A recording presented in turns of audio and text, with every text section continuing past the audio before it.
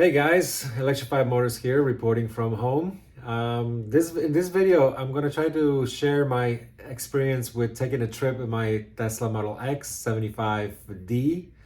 75, of course, stands for 75 kilowatt hour battery pack on the car. And this time around, I did not do any towing or anything extreme like that, but I did drive my car from New York City to Atlanta, from Atlanta to Tampa, Florida, and then back from Florida to Atlanta, then from Atlanta to Virginia.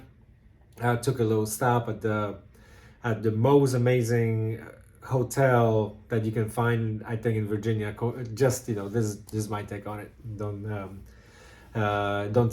just take my word for it. You should go and experience that hotel on your by yourself. If you do drive an EV, actually, when you do drive a Tesla, they have a Tesla destination charger there, so you can charge your Tesla overnight when you stay there. The charger is for first come, first serve, and the hotel name is Martha Washington Inn Hotel and Spa. I will provide a link in my video below because I absolutely adore that hotel. They have the most amazing swimming pool and jacuzzis there for you to relax. Well, without further ado, I'm going to jump into the videos that I took for you. I'm going to tell you exactly, in my description below, I'm going to tell you exactly how much time I spent at the charging stations, how much time I spent on the road, and other adventures that I had. For example, before leaving, 2 days before leaving New York, I noticed that my left rear tire was losing some air.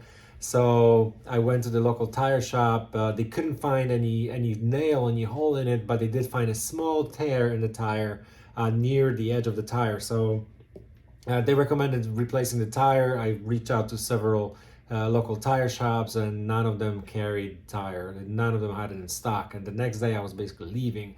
So I've decided to plug the tire and hit the road. So the plug worked beautifully until plug worked beautifully on my way to Atlanta.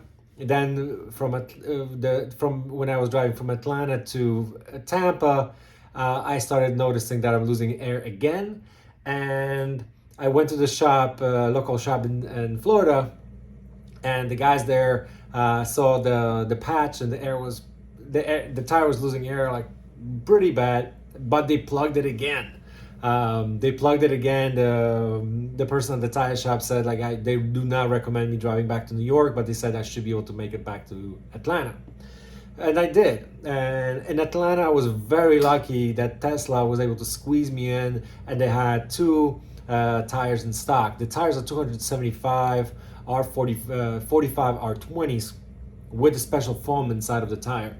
And they were able to replace it for me, and I had a beautiful trip back to New York without losing any air. What was very interesting as well is that after we made it back to New York, Virginia and East Virginia got slammed with crazy amounts of snow, and the I-95 section of the road was shut down for a lot of drivers. Got stuck there, and without food and water. Some of them had really big difficulties, and it's just sitting in their cars. And I was thinking that if you are an electric car and your car runs out of battery because you can't really move anywhere, like what would happen? Like if you had very low, when you were really low in range and using your heating, like I just really hope that nobody was stuck there in an electric car or any other car, like running out of gas. I just really hope everybody is okay, and emergency services were able to deliver people water or some food. Okay, without further ado, let's jump into this video. Let me know what you think. Leave some comments below. If you have any other questions, like how it is to travel in a Tesla such extensive distances, please let me know. Another interesting fact is that my car comes with free supercharging for life. Therefore, this trip did not cost me anything but $375.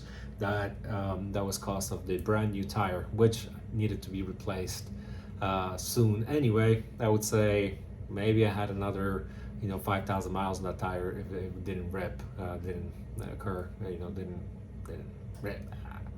Okay, yeah, so let's jump into this video for the fourth time. You're probably tired of me hearing this, so let's go.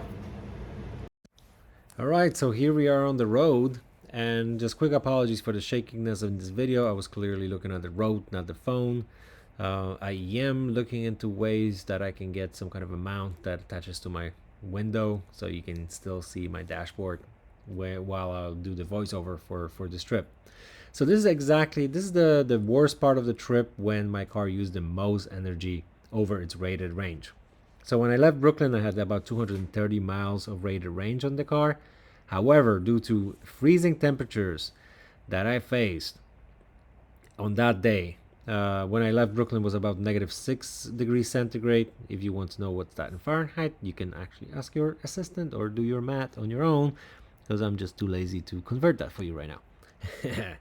All right, so just to give you the very overall general description of this battery usage. So with 230 miles of rated battery range, I was able to cover about 150 miles before I reached the supercharger with 22 miles left of rated range. That 22 miles, it's actually about 50 miles. So the best case scenario, with a little bit of safety net in your battery, you can look at covering close to 175 miles on the fully charged battery on the Model X75D when it's freezing outside, because because close to 20 kilowatt of your battery is being used for auxiliary features, which is heating up your battery pack, also heating up the cabin, because you don't want to, of course, freeze inside of the car when you drive, and also, heated seats, your radio,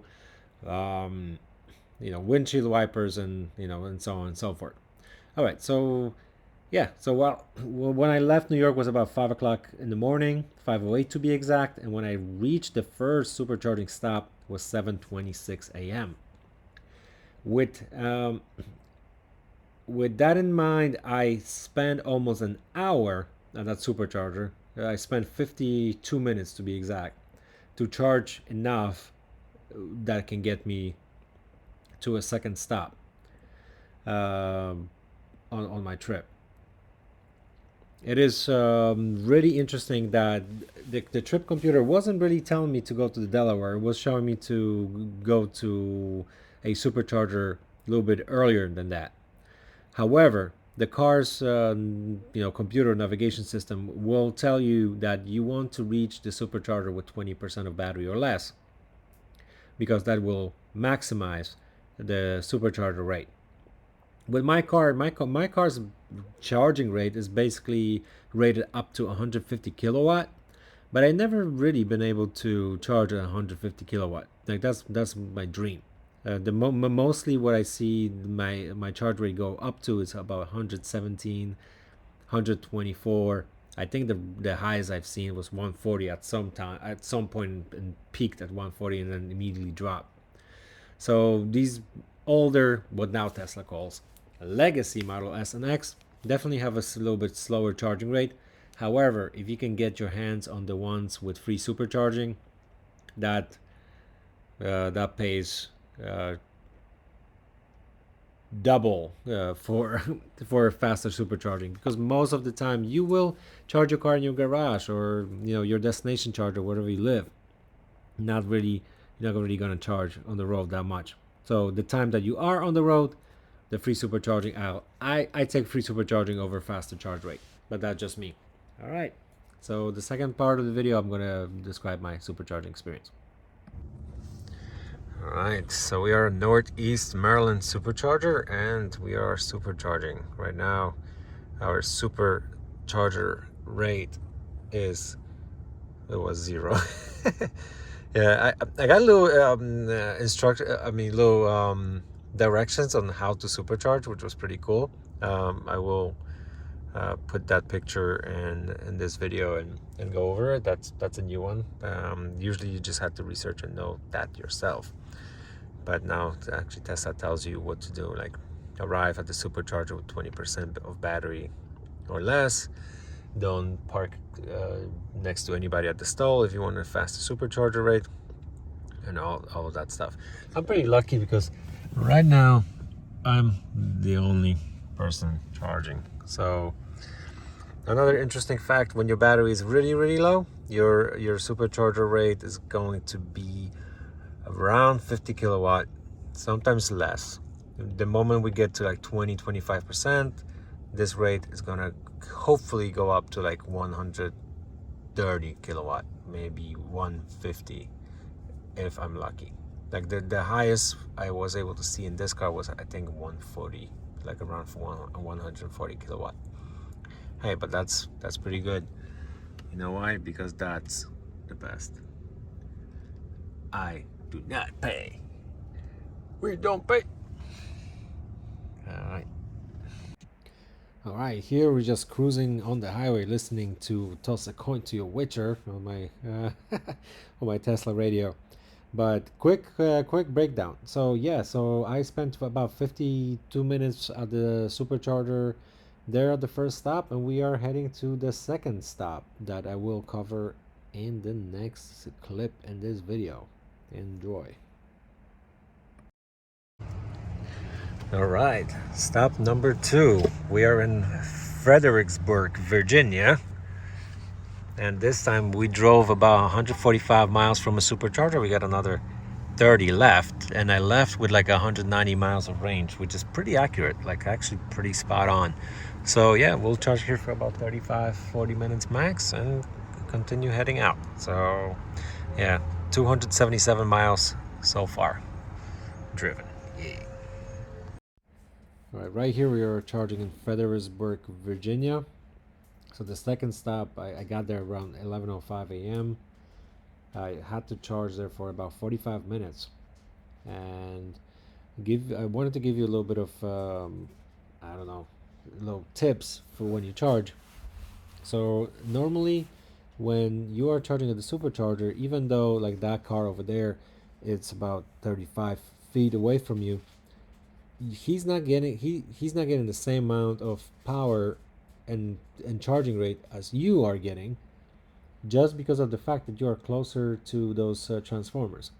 So as you can see here, I am as close as possible to the main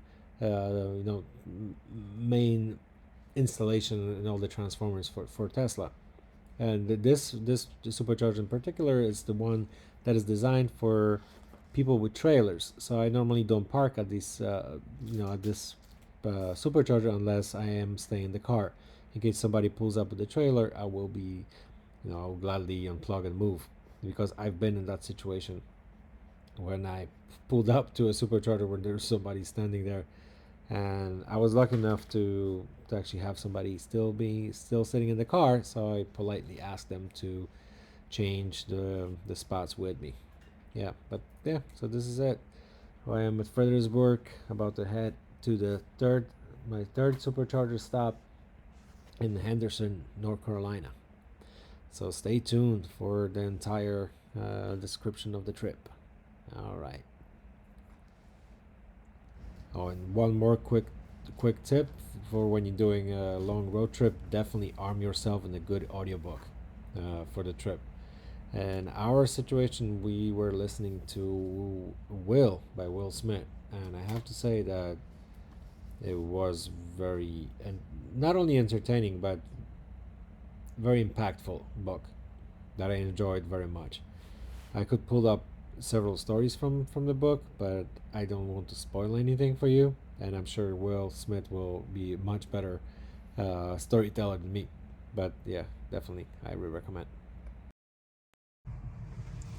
All right, we got to a supercharger in Henderson, North Carolina, with 6 miles left on the battery.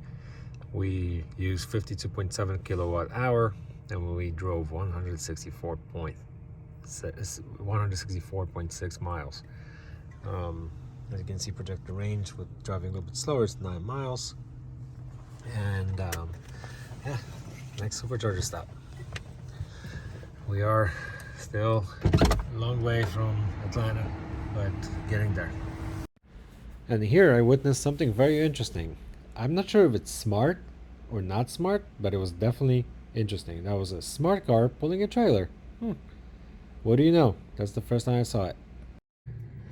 All right. It's 6:24 p.m. or 1824 military time. and we are in Charlotte, North Carolina.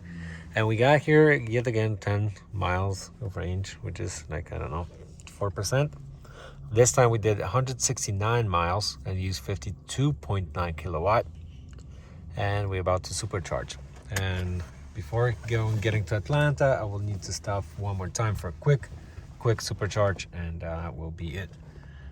Here also, thankfully, not that many cars are charging. Only one Model 3 here and another Model S there. And as always, make sure that there's nothing charging right next to you directly.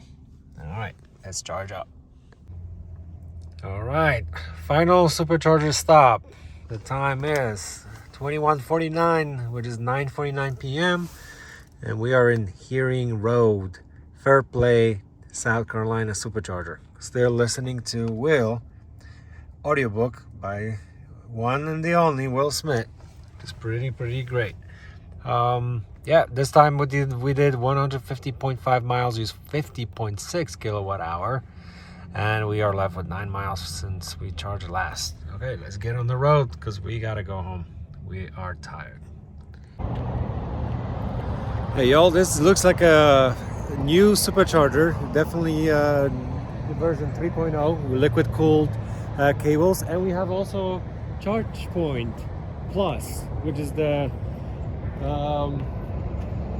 ultra fast charger from ChargePoint.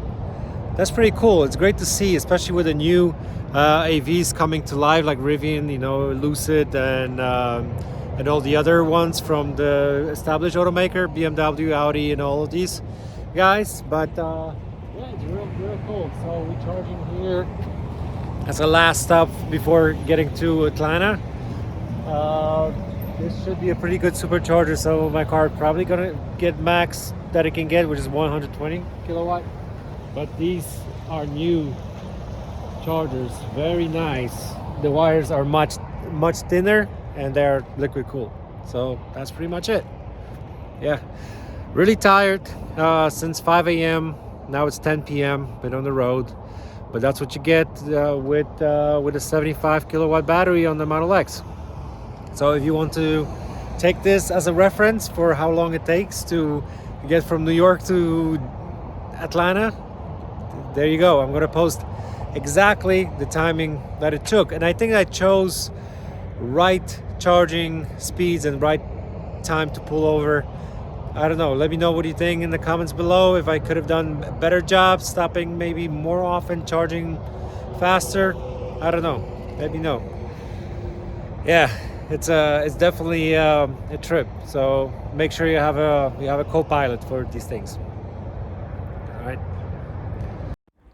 All right guys, thanks for watching. So in this little screenshot, I can show you the Better Route Planner, how they are suggesting you take this trip to Atlanta, and they have 1 2 3 4 5 6 7 8 9 10 11 stops, and their estimated time is 18 hours 30 minutes. I did it with 6 stops technically, and in about 19 hours, because this Better Route Planner is not telling you how much time you're gonna end up spending pulling into the charger and pulling out. All right, thanks for watching. We're looking forward to seeing your comments. Take care. Bye.